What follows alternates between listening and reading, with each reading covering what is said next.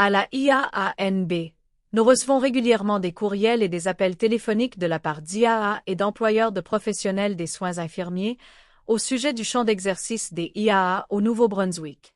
Compte tenu des transformations de notre système de santé et des modèles de soins en constante évolution dans les divers milieux de travail de la province, nous avons pensé que cette discussion serait bénéfique pour beaucoup. Donc, aujourd'hui, nous allons discuter des éléments du domaine de pratique des IAA, des éléments qui ont une incidence sur le domaine de pratique et fournir des conseils avec des exemples sur la façon de déterminer si une tâche ou une procédure fait partie du domaine de pratique des IAA. Alors commençons. Le domaine de pratique fait référence aux activités que les IAA sont autorisées à effectuer, qu'elles ont apprises et pour lesquelles elles sont compétentes. Le domaine de pratique est influencé par les normes de pratique, les compétences des praticiens débutants, l'élaboration des programmes d'études en soins infirmiers auxiliaires, les politiques des employeurs et les modèles de prestation de soins. La définition du domaine de pratique des IAA permet d'informer le grand public des services que les IAA sont en mesure à fournir. Pour déterminer le domaine de pratique, commencez toujours votre réflexion par la législation, tant fédérale que provinciale. Posez-vous la question suivante. Y a-t-il quelque chose dans la législation qui guide ma pratique générale, en outre, cette situation particulière que je questionne? Le domaine de pratique des IAA est défini dans la loi sur les IAA et aide à définir les services que les IAA sont formées et compétentes pour fournir dans le cadre de la promotion de la santé et de la prévention des maladies. La loi sur les IAA a été révisée en 2014 et la IAANB a entamé les premières étapes d'une nouvelle révision. La directrice générale informera les membres tout au long du processus de révision. Parfois, c'est un autre texte législatif qui a une incidence sur la pratique des IAA. Par exemple, la loi sur les infirmières stipule que les infirmières praticiennes peuvent diagnostiquer des maladies et des affections, mais n'inclut pas les infirmières immatriculées et les IAA. Un autre exemple provient de la législation fédérale relative à l'assistance médicale à la mort, qui stipule que les médecins et les infirmières praticiennes obtiennent le consentement pour l'assistance médicale à la mort, mais n'inclut pas les infirmières immatriculées ou les infirmières auxiliaires autorisées. Souvent, les lois fédérales et provinciales sont muettes sur les tâches infirmières, et nous devons donc nous tourner vers d'autres documents directeurs de la IAANB, comme les normes de pratique, les lignes directrices de pratique et les fiches d'information. L'administration des médicaments, les limites professionnelles, la documentation et les relations thérapeutiques en sont de bons exemples. Cette diapositive montre la couverture du document des normes de pratique actuelles pour les IAA. Familiarisez-vous avec ce document et n'oubliez pas de consulter les nombreux documents d'orientation de la IAANB. Comme vous le voyez sur la diapositive, le norme 1.8 indique que les IAA ont l'obligation et la responsabilité de rendre compte de leurs pratiques, de leur conduite et de leur prise de décisions éthiques. En tant que profession autoréglementée, les IAA sont responsables de ce qu'elles font, ainsi que ce qu'elles ne font pas, dans les situations où elles auraient dû faire quelque chose. C'est ce que nous appelons parfois les inactions. Votre pratique est donc votre responsabilité. Cela signifie également que tous les autres professionnels réglementés ont une autorité de réglementation qui leur dit qu'ils sont, eux aussi responsables de ce qu'ils font et de ce qu'ils négligent de faire. La documentation est un exemple d'action qui démontre la responsabilité. La documentation en temps utile après les interventions de soins démontre votre responsabilité et détermine si vous avez été responsable vis-à-vis de vos clients et de votre employeur. Elle répond à la question de savoir qui a fait quoi et quand, pour la continuité des soins et pour les preuves juridiques. Dans le système de soins de santé actuel, les professionnels infirmiers, IAA et II, partagent de nombreuses compétences, et de nouvelles compétences sont ajoutées aux deux champs d'activité. Par conséquent, la profession d'infirmière ne peut plus être définie par une liste de tâches ou d'activités. D'où la nécessité de comprendre comment déterminer si quelque chose fait partie de votre champ d'exercice ou non, en tant qu'IAA au Nouveau-Brunswick. La pratique de l'IAA est influencée par trois éléments. 1. Domaine de pratique professionnelle, 2. Domaine de pratique individuelle et 3. Domaine d'emploi. Le domaine de pratique individuelle est basé sur le contexte actuel de la pratique, la formation, les expériences cliniques et les compétences de l'IAA. Tous IAA obtiennent un diplôme comparable et passent le même examen national. Toutefois, l'expérience clinique et le maintien des compétences permettent aux IAA d'avoir différents domaines de pratique individuelle. Le domaine de pratique individuelle devrait évoluer au fil du temps à mesure que les IAA acquièrent des compétences supplémentaires en fonction de leur expérience pratique. Inversement, le domaine de pratique individuelle de l'IAA peut être réduit si les compétences de base ne sont pas maintenues ou si l'IAA ne joue pas un rôle actif dans l'apprentissage professionnel continu et l'utilisation des compétences de pratique clinique. Examinons ensemble un scénario. Une IAA travaille dans le secteur des soins de longue durée depuis 15 ans. Elle a récemment accepté une nouvelle offre d'emploi dans le secteur des soins aigus, à l'hôpital local. Alors que l'IAA commence son service du matin, elle reçoit l'ordre d'insérer un cathéter sur l'un de ses patients. Elle se souvient qu'on lui a enseigné cette compétence dans le cadre de son programme de formation en soins infirmiers et qu'elle l'a exécutée lorsqu'elle était étudiante et qu'il s'agit d'une tâche infirmière régulière que les IAA sont autorisés à exécuter dans leur environnement de travail. Cependant, l'IAA n'a pas effectué cette tâche infirmière depuis plus de 10 ans car il ne s'agissait pas d'une tâche de routine dans le cadre de son emploi précédent. Demandons-nous les questions suivantes. A-t-elle appris à effectuer cette activité dans le cadre de son programme de formation d'infirmière auxiliaire? Oui. A-t-elle pu maintenir sa capacité à effectuer l'intervention infirmière en toute sécurité? Non. L'intervention infirmière fait-elle partie du domaine de pratique professionnelle et l'employeur autorise-t-il l'intervention? Oui. Que doit-elle faire? Elle doit en parler à son infirmière responsable et lui demander de l'aide pour retrouver cette compétence. Elle devrait revoir la procédure et la politique, demander à un collègue expérimenté de l'aider et de l'encadrer tout au long de la procédure et de documenter les soins qu'elle prodigue. La reconquête d'une compétence peut passer par une certification formelle ou une formation comprenant des modules d'apprentissage et une expérience clinique supervisée dans l'exécution de la tâche. Examinons maintenant le domaine de l'emploi. Le domaine de l'emploi est la description du rôle de l'IAA, qui est défini par l'employeur par le biais de politiques et de description de poste. On attend des IAA qu'elles optimisent leur domaine de pratique individuelle dans le cadre des politiques de l'employeur et ou qu'elles plaident en faveur d'un changement de politique pour soutenir une pratique optimisée. Le domaine de l'emploi change d'une situation professionnelle à l'autre et les IAA doivent savoir ce que l'on attend d'elles dans leur rôle actuel. Il est important de se rappeler que le domaine de pratique individuelle et le domaine d'emploi ne peuvent jamais dépasser le domaine de pratique professionnelle. Par exemple, vous pouvez avoir une politique qui vous permet d'effectuer une tâche dans un lieu donné, mais cette même tâche n'est pas autorisée par la politique dans un autre cadre d'emploi. Vous ne perdez pas les connaissances, les compétences et la capacité d'effectuer la tâche, mais si l'employeur vous dit que vous ne pouvez pas le faire, vous ne pouvez pas le faire. C'est à ce moment-là qu'il peut s'avérer nécessaire de plaider en faveur de l'optimisation de la pratique future en tant qu'IAA dans ce cadre particulier. Nous espérons avoir établi qu'il existe des éléments qui peuvent modifier votre domaine de pratique.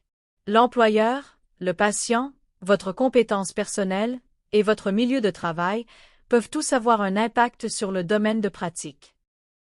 Voyons un autre exemple. Une IAA travaille dans un centre de soins communautaire et reçoit les visites de ses clients pour la journée. L'un des clients a besoin d'un prélèvement sanguin. L'IAA a obtenu son diplôme en 2005, avant que la phlébotomie ne fasse partie du programme régulier de l'infirmière auxiliaire, et elle n'a suivi aucune formation de base liée à la phlébotomie. L'IAA consulte l'autorité de réglementation et détermine que la phlébotomie fait partie du domaine de pratique provinciale des IAA et que l'employeur a révisé la politique pour autoriser les IAA à effectuer cette intervention infirmière. Ainsi, même si la législation, la IAANB et l'employeur sont tous d'accord pour que cette tâche fasse partie du domaine de pratique de l'IAA, la compétence personnelle de cette IAA signifie qu'elle ne fait pas partie de son domaine jusqu'à ce qu'elle suive une formation plus poussée. Si vous n'avez pas reçu de formation et que vous n'avez pas effectué l'activité, vous ne pouvez pas effectuer l'intervention, même si elle fait partie du domaine de pratique professionnelle. Cependant, vous devez travailler avec votre employeur pour recevoir la formation et le mentorat clinique, car il s'agit d'une intervention qui est attendue des IAA dans le cadre de leur travail. Prenons maintenant le temps d'examiner le domaine de pratique d'une infirmière ou d'un infirmier auxiliaire diplômé au Nouveau-Brunswick. Le domaine de pratique de l'infirmier ou infirmière auxiliaire diplômé, IAD, est conforme à celui de l'IAA. Parce qu'ils sont de nouveaux praticiens, les IAD auront un domaine de pratique individuel limité. L'IAD travaille en collaboration et reçoit des conseils et un mentorat de la part d'un IAA, d'une infirmière immatriculée ou de tout autre prestataire de soins de santé autorisé à fournir une telle consultation, des conseils ou une orientation. Les IAD peuvent administrer tous les médicaments prescrits dans le cadre de leur domaine de pratique professionnelle et pour lesquels ils possèdent les compétences individuelles, et ont été autorisés à le faire par la politique et les procédures de l'employeur. Finalement, les IAD ne sont pas autorisés à assumer le rôle de l'infirmière auxiliaire responsable. N'oubliez pas de prendre connaissance de la politique et des procédures de l'employeur relatives aux infirmiers auxiliaires diplômés. La IAANB offre également un document sur le domaine de pratique des IAD sur notre site Web. Cela nous amène aux aspects juridiques. À la IAANB, nous ne donnons pas de conseils juridiques. Cependant, une autorité de réglementation est une ressource importante pour guider votre domaine de pratique. Il est essentiel pour l'IAA de connaître les attentes réglementaires de la IAANB et les attentes de l'employeur. Pratiquer l'autoréflexion et identifier des besoins ou des lacunes en matière de compétences. Atteindre et maintenir la compétence. Documenter le besoin de représentation ou de consultation. Et de tenir un registre des expériences d'apprentissage et des expériences cliniques avec date et signature. En termes clairs, l'ignorance d'une norme ou d'une politique n'est pas une défense. Vous devez vous assurer que vous connaissez les normes et autres documents d'orientation de la IAANB, ainsi que les politiques du lieu de travail. Vous vous demandez peut-être pourquoi il y a une diapositive sur la documentation dans cette présentation. En fait, pour le dire simplement, la documentation n'est pas facultative et constitue un aspect très important du domaine de pratique des IAA. En outre, lorsque vous collaborez ou consultez quelqu'un, il est très important que vous indiquiez la raison de la consultation, le nom et la désignation des personnes avec lesquelles vous avez collaboré, et quel a été le résultat de cette collaboration. Nous avons longtemps pensé qu'il ne fallait pas inclure les noms d'autres professionnels de la santé, mais c'est faux. Si l'on se contente d'utiliser la vieille expression « infirmière informée » ou « médecin informé », cela n'est pas utile du point de vue de la continuité des soins, et sur le plan juridique, cela ne répond pas aux attentes en matière de documentation. Et finalement, évitez d'écrire des commentaires subjectifs sur vos collègues ou sur l'employeur, car vous ne pouvez pas dégrader vos collègues dans les notes de soins infirmiers. Au Nouveau-Brunswick, de nombreux IAA travaillent en dehors des rôles infirmiers traditionnels, associés aux soins aigus ou de longue durée. Il existe un document sur le site web de la IAANB qui vous guide à travers les étapes de l'autoréflexion pour vous aider à déterminer si votre rôle, ou ce que vous envisagez de faire, relève des soins infirmiers. N'oubliez pas que si vous ne pratiquez pas les soins infirmiers, vous ne devez pas utiliser votre titre d'IAA. En outre, les heures non liées aux soins infirmiers ne sont pas prises en compte par rapport aux exigences d'obtention de licence. Parfois, des compétences peuvent être ajoutées au domaine de pratique individuelle d'une IAA, qui traditionnellement ne faisait pas partie de la pratique de l'IAA. Ces nouvelles compétences avancées peuvent être le résultat d'un besoin spécifique d'un environnement de pratique particulier. Dans ces circonstances, la IAANB doit être contactée pour déterminer que la compétence se situe dans le domaine de pratique professionnelle, tel qu'indiqué dans la loi sur les IAA. Des compétences peuvent être ajoutées au domaine de pratique d'un individu à condition que l'IAA a reçu la formation et le mentorat clinique nécessaires pour effectuer l'intervention. L'intervention est soutenue par une politique de l'employeur. La compétence est compatible avec le domaine de pratique de la profession prévu par la loi. La compétence n'est pas interdite par une quelconque législation. Et l'IAA est capable d'atteindre et de maintenir la compétence. Pour plus d'informations sur les compétences avancées, veuillez vous référer à l'énoncé de principe « Compétences avancées pour l'IAA ». Parlons-nous maintenant de la gestion des risques. Nous devons connaître les politiques, lignes directrices et procédures en vigueur sur notre lieu de travail. En tant que professionnel des soins infirmiers, vous avez la responsabilité de connaître les politiques qui ont un impact sur votre pratique. En outre, soyez attentifs à ce que la IAANB publie chaque automne en matière de documents directeurs et d'exigences pour le renouvellement de la licence. Nous vous suggérons de prendre un moment régulièrement pour visiter le site web de la IAANB afin d'examiner les nouveaux documents. N'oubliez pas que vous pouvez envoyer vos questions par courriel ou appeler à la IAANB pendant les heures de bureau pour obtenir un soutien pratique en tant qu'IAA ou employeur d'IAA. En dernier, mais non le moindre, nous arrivons au sujet de la communication. La communication de votre domaine de pratique d'IAA, de votre rôle sur le lieu de travail, puis l'apprentissage de la même chose de la part de tous les membres de l'équipe de soins de santé conduiront à un travail d'équipe de confiance. Lorsque les équipes connaissent les capacités, les limites et le rôle de chaque professionnel au sein de leur équipe de soins, le stress est réduit, la confiance est renforcée et la continuité des soins aux clients est assurée. Nous arrivons à la fin de notre présentation sur le domaine de pratique des IAA. Revenons sur quelques points clés de la présentation. Le domaine de pratique définit les activités que les IAA sont autorisées à accomplir, la formation qu'elles ont reçue et les compétences qu'elles possèdent. Le domaine de pratique est déterminé par la législation, les normes de pratique, la formation et les politiques de l'employeur. Pour guider les décisions, commencez par la législation fédérale et provinciale. Consultez ensuite les normes de pratique, les lignes directrices et les attentes de l'employeur. Les IAA sont autoréglementés et responsables de leurs actions ainsi que leurs inactions. Votre pratique est votre responsabilité. Le domaine de pratique est dynamique et comprend les éléments suivants. Le domaine de pratique professionnelle, défini par la législation et la IAANB. Le domaine de pratique individuelle, basé sur la formation, l'expérience et l'apprentissage continu. Le domaine d'emploi, défini par les politiques de votre lieu de travail. La compétence est importante. Ce n'est pas parce qu'une activité fait partie du domaine de pratique professionnelle qu'elle fait partie de votre domaine de pratique individuelle, sans formation ni pratique.